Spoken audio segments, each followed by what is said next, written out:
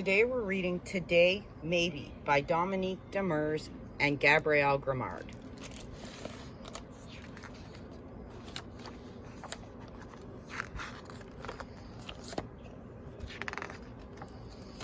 Once upon a time, there was a little girl who decided she would stop growing. She lived with her bird in the middle of a vast forest. The little girl had learned to get by on her own. She knew how to make tea and bread and jam. Every morning when she woke, the little girl stretched and said good morning to the sun, the trees, and the wind. Then, with hope swelling in her heart, she said to the bird, "Today, maybe he'll come." Who? The bird didn't know, and neither did the little girl. But as surely as the sky is blue and the sun is yellow, she knew she was waiting for someone. One day, 3 thieves came in without knocking. The little girl explained to them that her only treasure was her 100 favorite books. The thieves didn't know how to read, so they decided to steal the little girl. "You can't," she said. "Why not?" asked the 3 thieves all together. "Because I'm waiting for someone," said the little girl, her eyes bright. The thieves were greedy, which was a good thing. They left, taking with them a big pot of jam. Several weeks passed, and a wolf arrived in the middle of the night. His howling was so loud the little girl had to abandon her dreams. She explained to the wolf that he couldn't eat her. The wolf was suspicious. "Why not?" he asked. "I'm waiting for someone," said the little girl, her voice so confident the wolf dared not insist. The wolf was very disappointed. To console him, the little girl told him a story about a wolf who was both an acrobat and, when he was in the mood, a poet too. The wolf left, his heart filled with new dreams. For months, no one else came. Yet every morning after she said good morning to the sun, the trees, and the wind, the little girl said to her bird, "Maybe today is the day when he'll come." And even though the bird didn't know who might come, he hoped very much today would be the day. So did the little girl.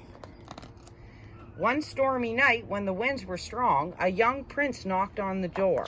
The little girl showed him in. She fixed some fragrant tea and half-moon-shaped slices of bread and jam to comfort him.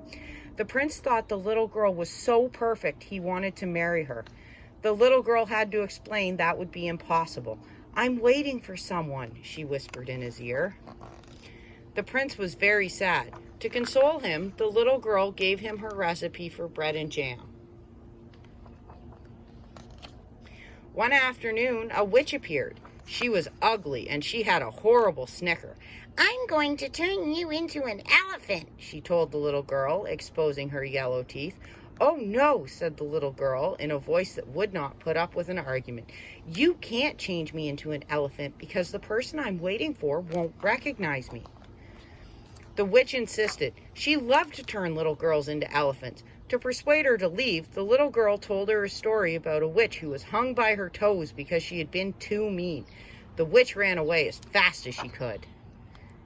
One mild morning in spring, the little girl woke up with her heart pounding. Everything around her seemed different. The sun, the trees, the sky, the wind, even her bird. Its feathers were warmer, and its heart was beating hard too. The little girl waited all day. She was filled with a trembling joy, but no one came. At nightfall, she murmured to the bird, "Maybe tomorrow." Just then, there was a scratch at the door. The little girl opened it. A big bear with eyes of golden honey stood in the doorway. A wonderful certainty filled the little girl's heart. It was him. She knew it. She was absolutely sure. "I've been around the whole world 3 times, the bear said warily.